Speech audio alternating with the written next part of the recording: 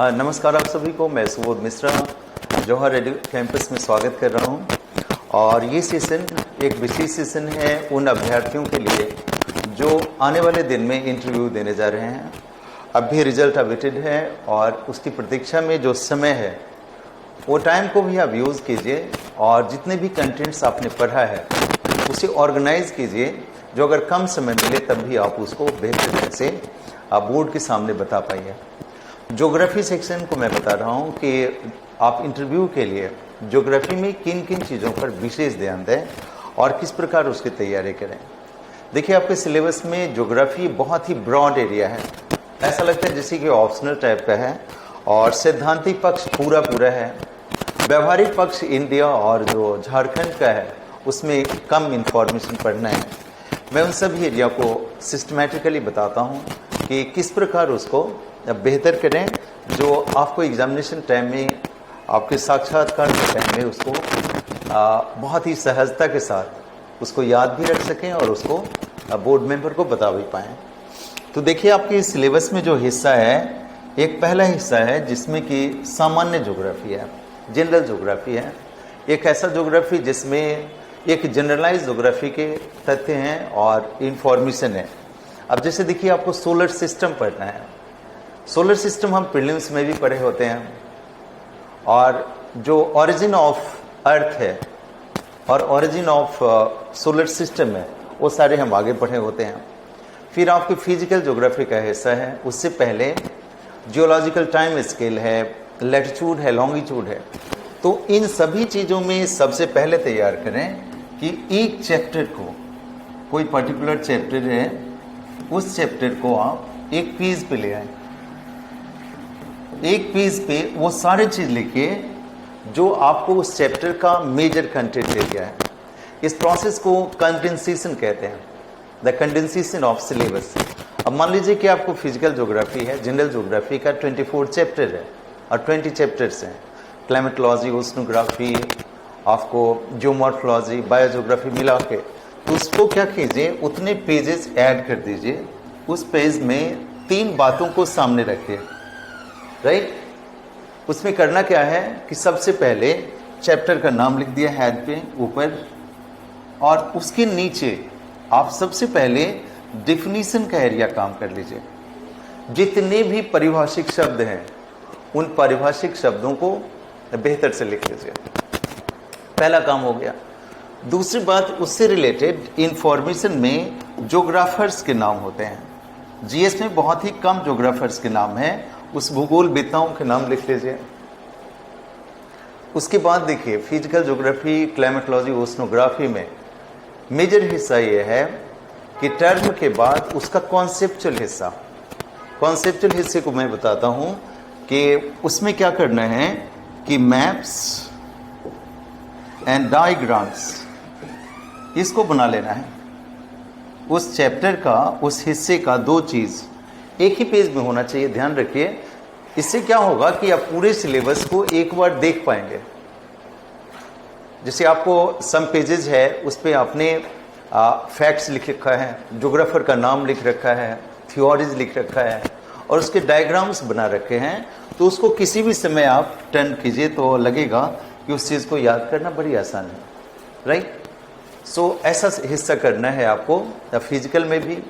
फिर ह्यूमन में ज़्यादा ज़रूरत है। ह्यूमन के हिस्से में आपको डेटा होता है, आंकड़े होते हैं, और उन आंकड़ों में जो वर्तमान आंकड़ा है, जो द गवर्नमेंट ऑफ इंडिया के साइट पे जाइएगा तो गवर्नमेंट इंडिया में स्टैटिस्टिकल डिपार्टमेंट का साइट है, वहाँ पे देखिएगा नए वर्ष का जितना भी रिपोर्ट्स है वो सारे के सारे रिपोर्ट्स होते हैं। जैसे देखिए कि पॉपुलेशन डेटा है, एग्रीकल्चर का डाटा है, या फिर कहिए कि इंडस्ट्रियल ग्रोथ का डेटा है, इन्वायरमेंट का एरिया है, सभी के सभी न्यू करेंट डेटा उसमें होंगे। तो वहाँ से जो कम से कम रैंकिंग वाला, कम से कम वो एरिया जो प्रमुख रूप से भारत में विकसित हुआ है या जहाँ डिटोरेशन आया है, उस डेटा को वहाँ से गवर्नमेंट डेटा से, चूँकि हमारे जो बुक्स में होते हैं, एनसीईआरटी में होते हैं, या जहाँ से हम फॉलो करते होते हैं, वो करीब 5 से 6 वर्ष पुराने होते हैं। आप अगर इंडिया ईयर बुक भी फॉलो करते हैं तो कम से कम 1-2 वर्ष पुराना होता है, फिर भी 1 वर्ष पुराना भी चलेगा। उस आंकड़े को बेहतर ढंग से याद कीजिए जो आपको ह्यूमन इकोनॉमी का एरिया है। बस समझ गए? जिसे हमने पढ़ा ह्यूमन ज्योग्राफी का एरिया। और यहाँ के सिलेबस में देखिएगा कि जो ट्रेडिशनल बातें हैं ह्यूमन ज्योग्राफी का सारा दिया हुआ है। दूसरी चीज़, ह्यूमन ज्योग्राफी एरिया में बहुत सारे थ्योरीज नहीं है, एज इट इज़ टर्म्स हैं, लोकेशन है और बहुत सारे प्लेसेस को याद करना है। फिर देखिए इसका एरिया दूसरा जुड़ता है इंडिया और झारखंड। यहाँ पे देखिए कि 3 फेज हो गया।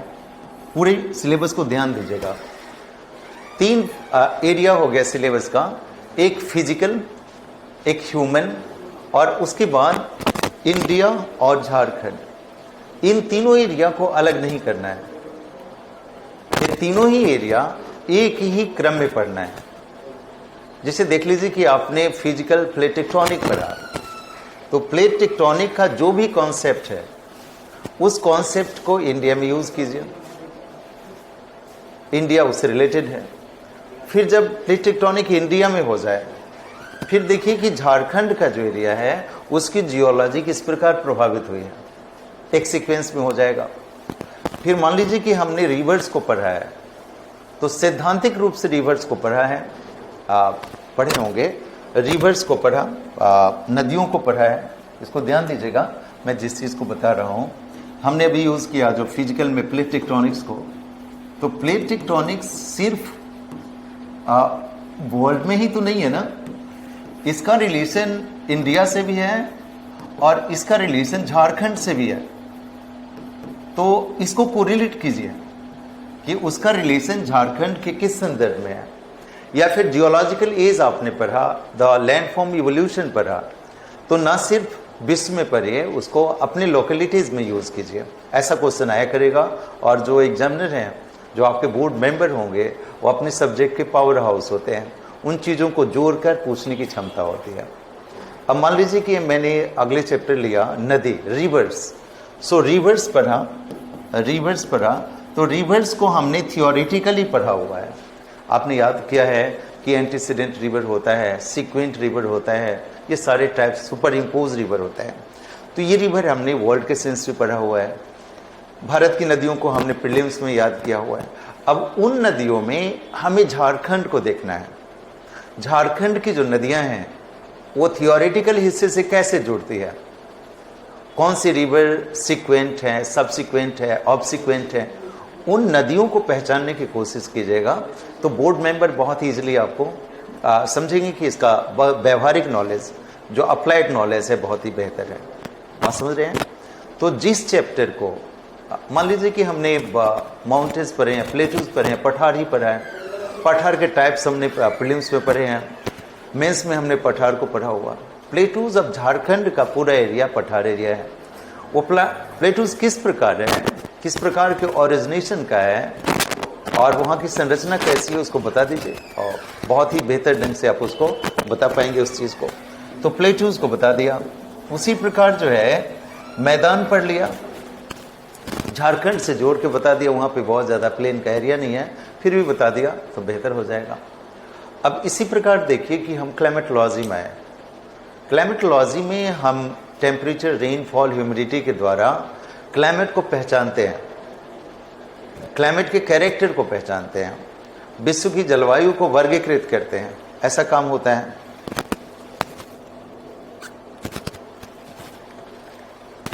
ऐसा हम पढ़ते हैं। अब देखिए इन चीज़ों को हमें जोड़ना है भारत की जलवायु से और विश्व की, झारखंड की जलवायु से। अब देखिए झारखंड की जलवायु में एरिया आता है कॉन्टिनेंटल एरिया, आपको कोस्टल एरिया से थोड़ा दूरी पर है और वहाँ पे प्लेटूज एरिया है। वहाँ के रेनफॉल पूछ दे कि झारखंड में जो ग्रीष्मकालीन वर्षा होती है अप्रैल से पहले महीने का या क्लोज टू अप्रैल का, वो किस प्रकार का है। या फिर ऐसा पूछ दे कि जून जुलाई में होने वाली वर्षा किस प्रकार की है। तो वर्ल्ड से जोड़ना पड़ेगा, सैद्धांतिक एरिया से जोड़ना पड़ेगा। अब देखिएगा कि इंडिया में जो वर्षा होती है, आमतौर पे अगर कोई कैंडिडेट से पूछता है बोर्ड मेंबर कि भाई इंडिया में किस प्रकार की वर्षा होती है, झारखंड में किस प्रकार की वर्षा होती है। अगर जनरल ज्योग्राफी को पढ़ा हुआ है तो ये मान लेते हैं कि मानसूनी वर्षा हुई है, लेकिन मानसूनी वर्षा तो होती नहीं है। मानसूनी वर्षा का तो टाइप है ही नहीं।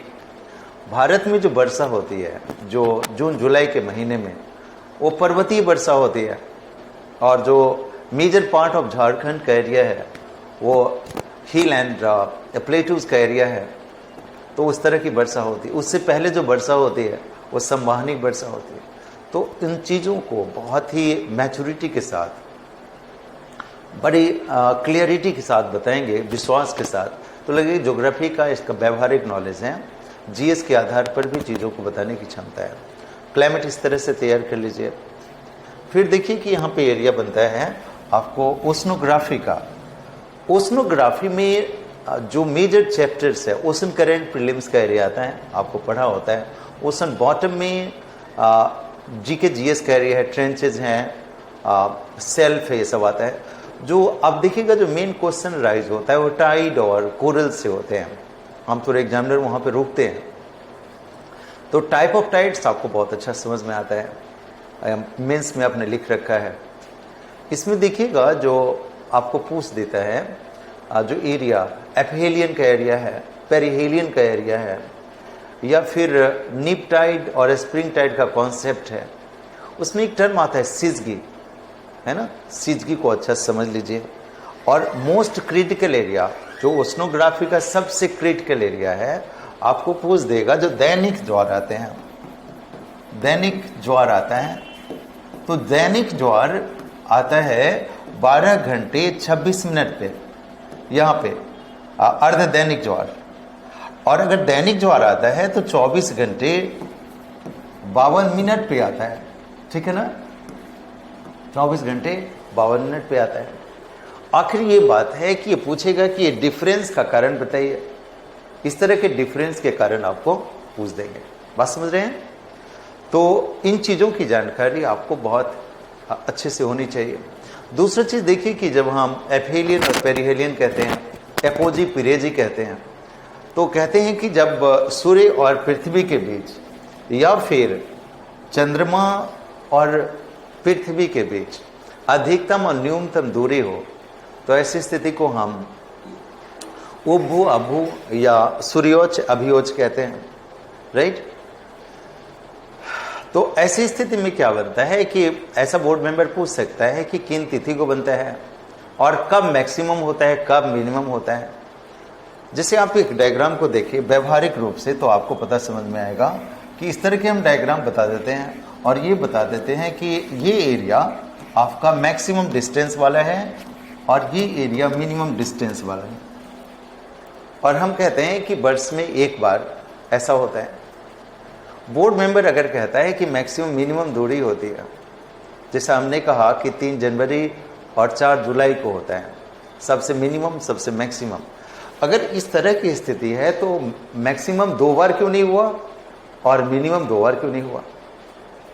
ये ऐसे बोर्ड के टाइम में अगर पूछे जाए तो आपको परेशानी होता है।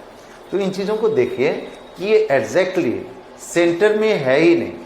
अगर सेंटर में होता तो इक्वल डिस्टेंस होते। ये सेंटर में ना होने के कारण एक ही बार मैक्सिमम होता है, एक ही बार मिनिमम होता है, राइट। तो ये सारी चीज़ को, डेट को जरूर याद रखिए, कॉन्सेप्ट को जरूर याद रखिए। तो हमने सबसे पहला स्टेप बताया कि पूरे सिलेबस आपको पढ़ा हुआ है, उसके बारे में पूरी जानकारी आपके पास है। तो करना क्या है, फिर से, चूंकि ज़्यादा दिन हो जाते बोलते हैं हम, तो एक पेज में डायग्राम्स, टर्म्स एंड डेट और ह्यूमन ज्योग्राफी में फैक्ट्स, उसको लाइए। मेरा एक पेज कहने का अर्थ हुआ एक चैप्टर एक पेज। इससे क्या होगा कि आप संपूर्णता से, होलिस्टिक रूप से उस चैप्टर को बार बार देख पाएंगे। कई पेजेस में होता है तो सीक्वेंस नहीं बनता है आमतौर पे इंटरव्यू के लिए, तो देन कंडेंसेशंस करके आप एक पेज पे ले आइए, ठीक है। ये बहुत मदद करेगा और फिर ज्योग्राफी रिलेटेड आपकी गलती नहीं हुआ करेगा। तो ये बात समझ गए। अब देखिए कि टाइड्स हो गया, इसमें देखिएगा कोरल ब्लीचिंग एरिया है। आपको कोरल एरिया से, चूँकि वो वर्तमान के भी रिलेवेंट हैं, इन्वायरमेंट से जुड़ा हुआ है, तो ब्लीचिंग को अच्छे से समझ लीजिए। और उस एरिया में सबसे पहले डिफाइन कर लीजिए कहाँ पे ब्लीचिंग हो रहा है, किन कारणों से हो रहा है, और या किस संदर्भ में किन किन एरिया से है, तो आपको ओशनोग्राफी से गलती नहीं होगा। अब देखिए हमारे पास ह्यूमन ज्योग्राफी का एरिया है। ह्यूमन ज्योग्राफी में पूरा ध्यान रखिए कि ह्यूमन ज्योग्राफी का जो भी एस्पेक्ट है वो वर्ल्ड का जैसा है वो इंडिया में मैच करे। अब मान लीजिए कि आपके पास पॉपुलेशन ज्योग्राफी का एरिया है, ध्यान दीजिएगा कि मैं एक एरिया बता रहा हूँ पॉपुलेशन ज्योग्राफी का। तो पॉपुलेशन ज्योग्राफी में देखिए कि ऐसा कोई टॉपिक, 3 ही टॉपिक आता है। एक आता है size and location, size and location, एक आता है डिस्ट्रीब्यूशन, उसका वितरण, और तीसरा आता है the character of population, character of population. तो इसमें क्या करना है कि तीनों को एक साथ ले चलना है, आसान हो जाएगा आपको। जैसे देखिए विश्व के लिए जनसंख्या का आकार और वितरण पढ़ा, उसी चीज को यूज कर लिया भारत के किस राज्य में सबसे ज्यादा है, सबसे कम है, डेंसिटी के तौर पर भी, फिर झारखंड के जिले में यूज कर लिया। कॉन्सेप्ट एक ही है, उसका जो कॉन्टेक्स्ट है वो वर्ल्ड के लिए हो गया, इंडिया के लिए हो, फिर झारखंड के लिए हो गया। ऐसे ही देखिएगा माइग्रेशन, माइग्रेशन जो आता है यहाँ पे, जो इसमें पॉपुलेशन चेंज में, नॉट डिस्ट्रीब्यूशन में, पॉपुलेशन चेंज में माइग्रेशन आएगा।